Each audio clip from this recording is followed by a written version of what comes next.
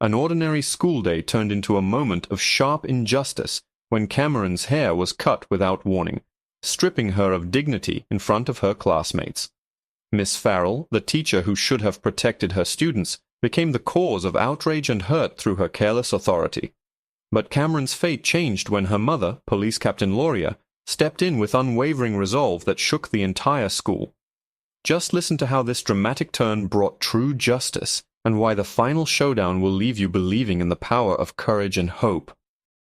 Cameron Johnson entered Riverside Middle School beneath a pale autumn sky, clutching her backpack straps as if they were anchors to something steady. The building, older than most in the district, seemed to breathe with the memories of 1,000 ordinary days, but for Cameron each step inside was a test of courage.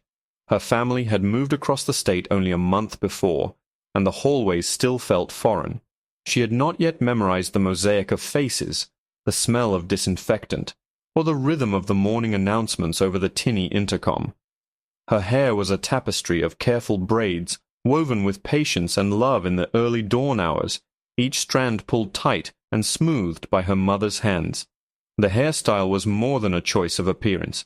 It was tradition, pride, and comfort. She walked through the corridors, the gentle sway of her braids brushing against her shoulders, each step a reminder that she could bring a bit of home, even into a classroom where she was a stranger. In English class, Cameron took her seat by the window, her fingers fiddling absently with a loose piece of paper as she listened to the chatter of her classmates. The world outside was muted, leaves spinning slowly to the ground, while inside the hum of voices, the shuffle of chairs, and distant laughter painted a familiar school scene.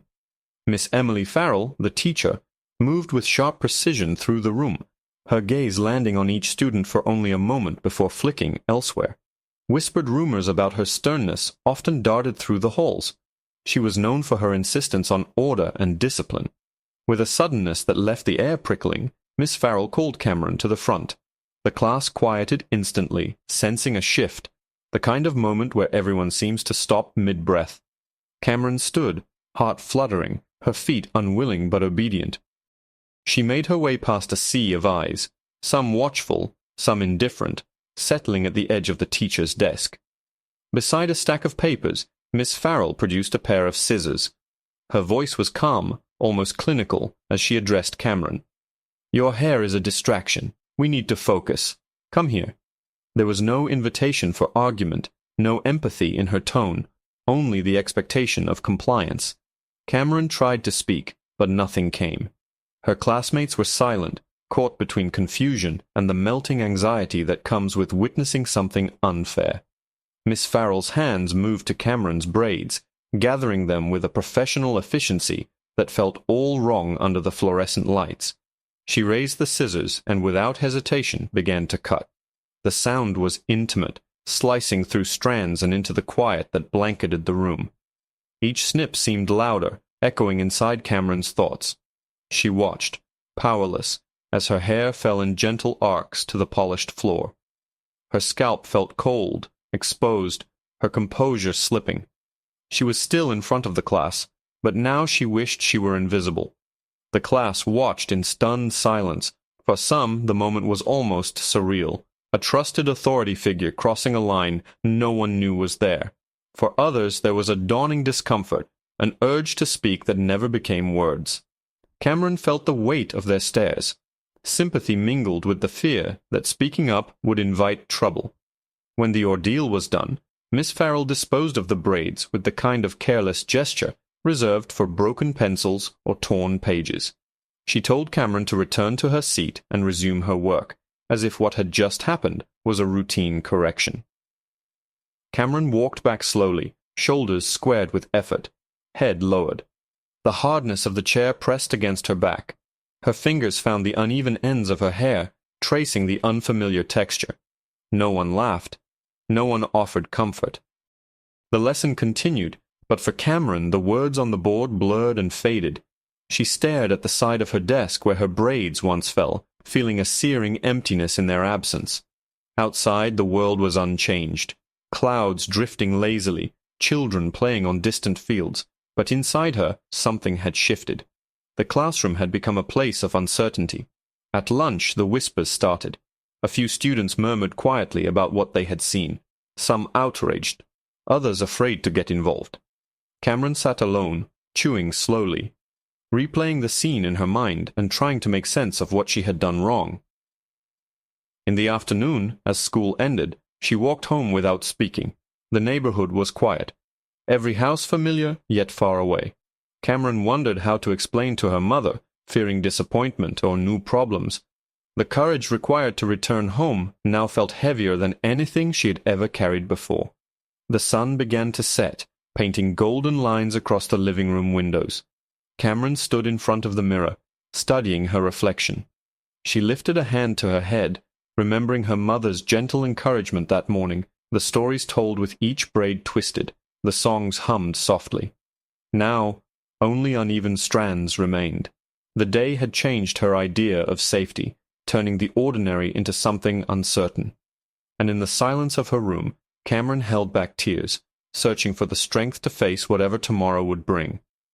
The injustice was quiet, but its echo filled the house long after school had ended. Cameron spent the next hours quietly navigating the world after the incident, her steps measured and slow as she made her way through the echoing corridor towards the lunchroom.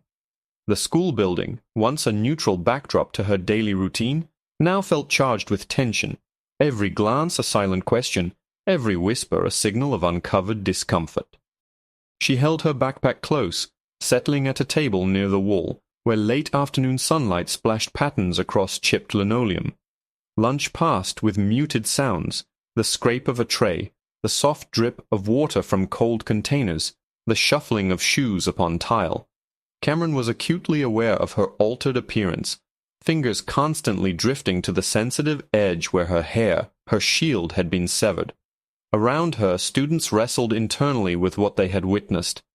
Some felt the weight of injustice, a swelling sympathy for Cameron. Others managed only fleeting eye contact before returning to the comfort of habit. A friend, Eli Parker, eventually slid into the seat opposite her.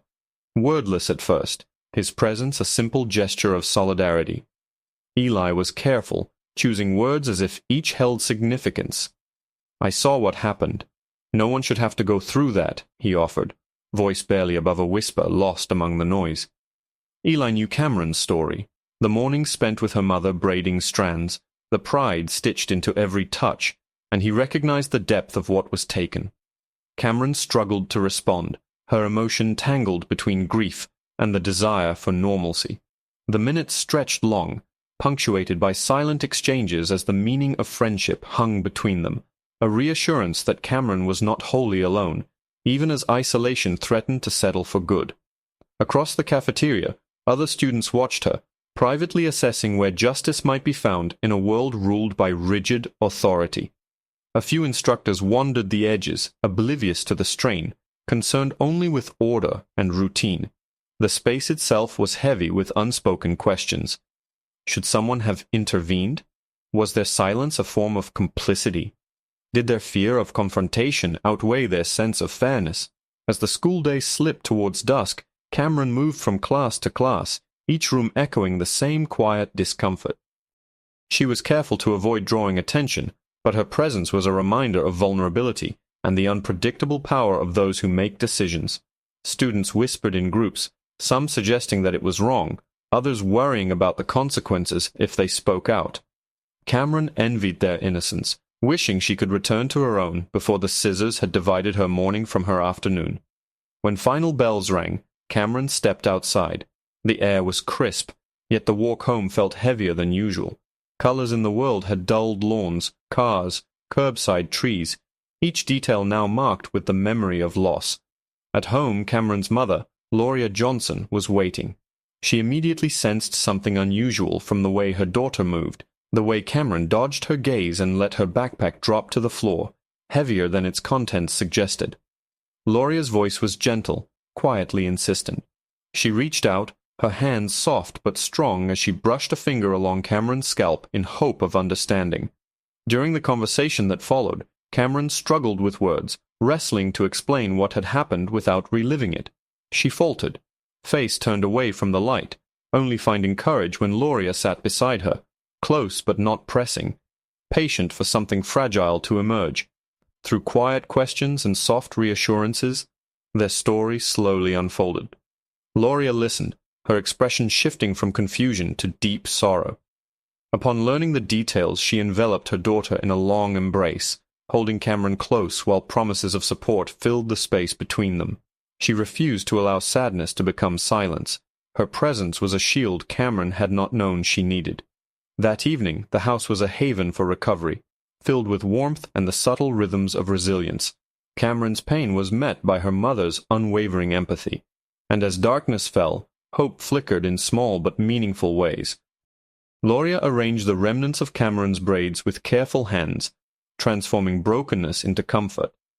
Over steaming cups of cocoa, she spoke of courage and justice, her words weaving trust back into the empty spaces left by the morning's cruelty. The day ended not in bitterness, but in a quiet call for dignity, one that would reach beyond their home and into the future Cameron could now imagine again. Eli's quiet friendship, the lingering stares of her peers, and her mother's determined love had begun to stitch the edges of a torn spirit, preparing Cameron for the next challenge with strength born from shared struggle. The injustice of the classroom had not been erased, but the power of compassion reminded Cameron she was never truly alone. The evening air was dense with anticipation, charged with the kind of quiet resolve that settles in when the boundaries of safety have been crossed. Loria Johnson paced the living room, absorbing every detail Cameron shared with her, every hesitation in her daughter's voice. Her experience on the force had trained her to recognize patterns, the signs of distress, the signals of injustice. She listened without interruption, her tone calm but unwavering, signaling to Cameron that her pain would be met with action, not dismissal. After their conversation, Loria laid out Cameron's school bag and carefully organized the documents she would need. Her intent was precise, guided by both professional experience and maternal instinct. The process was methodical. She moved with a quiet determination through the familiar rituals of paperwork and preparation, her uniform crisp and authoritative. Cameron watched, feeling a subtle shift in the atmosphere. The house, always a place of comfort, had now become a staging ground for truth. The next morning, Riverside Middle School hummed with its usual activities, unaware that resolution was walking its halls. Loria entered with measured steps, the tap of her shoes a steady rhythm that echoed the strength she carried. Every turn in the corridor reminded her that a parent's authority must serve as a shield. Her presence would be both empathetic and firm. She stopped briefly at the administrative office, greeting the staff in a voice that conveyed both professionalism and protectiveness. "I need to speak to Miss Farrell immediately," she said, her tone unyielding but respectful. Administrators responded to Loria's presence with deference, aware that she represented not just Cameron but every student whose experience had been dismissed. In the classroom, Miss Farrell was reviewing assignments, her focus divided between red ink and the shuffle of feet in the hallway. When Loria entered, the air shifted. Students sensed the tension, uncertain whether to look up or remain silent. Loria addressed the teacher candidly, laying out the facts with clarity, ensuring her words were measured and direct.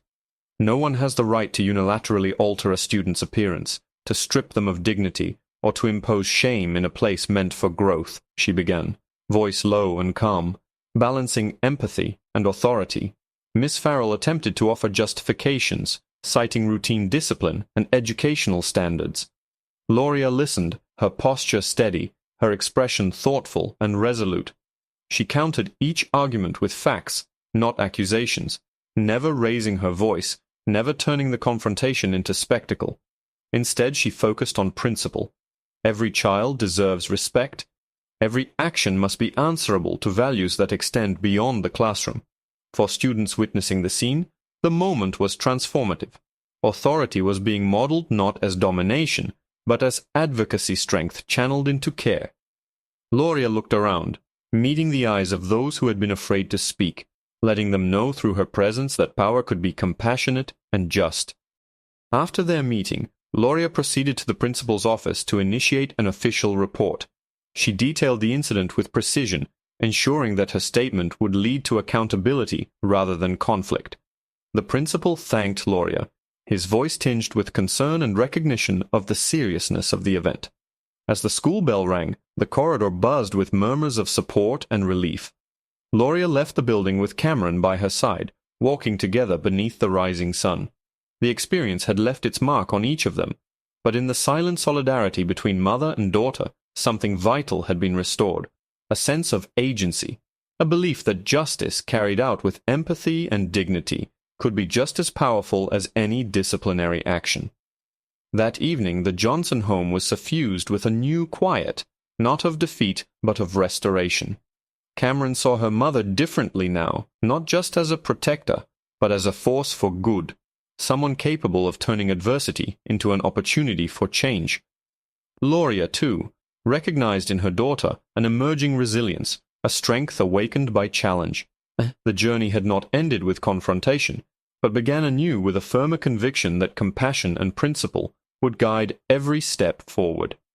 The story of Cameron Johnson and Miss Farrell quickly spread through the Riverside Middle School community, reaching parents, teachers, and school board members within days. The details of what occurred did not fade.